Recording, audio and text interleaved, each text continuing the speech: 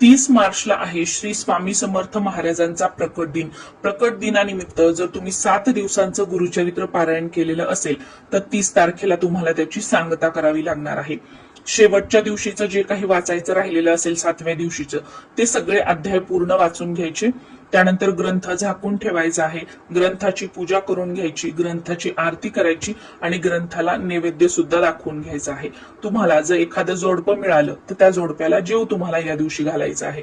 बाकी जोडपं वगैरे नाही मिळालं तर तुमच्या घराच्या आजूबाजूला एखादी गरीब व्यक्ती वगैरे किंवा तुमच्या घरात मावशी वगैरे येत असतील, त्या घेत असतील तर त्यांना तुम्हाला शिदा द्यायचा आहे।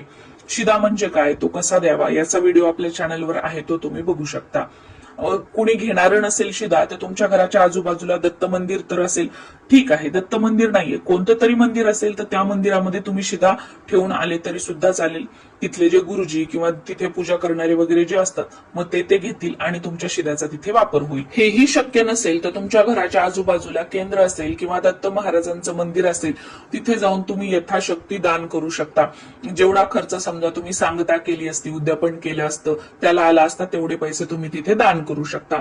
आणि ही जी पूजा मांडणी आहे ही 7व्या दिवशी, ज्या दिवशी आपण उद्यापन केलेलं आहे त्याच दिवशी उचलायची नाही तर त्याच्या दुसऱ्या दिवशी उचलायची, म्हणजे 7 दिवसांचं पारायण आणि 8व्या दिवशी ही पूजा मांडणी आपल्याला उचलायची आहे। पूजा मांडणी उचलताना सुरुवातीला तिथे दिवा लावायचा, इथे हळद कुंकू वगैरे सगळं अर्पण करून घ्यायचं, दूध साखरेचा किंवा नुसत्या साखरेचा फळाचा काहीतरी नैवेद्य दाखवायचा आणि त्याच्यानंतर हा ग्रंथ, महाराजांचा फोटो, मूर्ती असेल ते सगळं तुम्हाला उचलून जिथल्या तिथे ठेवायचं आहे। आणि तुम्ही कलश मांडला असेल तर कलशातील पाणी जे आहे, एखादं फूल किंवा आंब्याचं पान घ्यायचं, त्याने आपल्या संपूर्ण घरामध्ये शिंपडायचं आहे आणि त्यानंतर उरलेलं पाणी तुळस सोडून दुसऱ्या कोणत्याही झाडाला तुम्हाला घालायचं आहे। बाकी पायंदळी येणार नाही याची काळजी घ्यायची, म्हणजे पायाखाली कुठे ते पाणी येणार नाही असं कुठेही ते पाणी टाकायचं नाहीये। आणि तुम्ही वॉश बेसिन मध्ये, बाथरूम मध्ये सुद्धा हे पाणी टाकायचं नाहीये, झाडालाच टाकायचं आहे।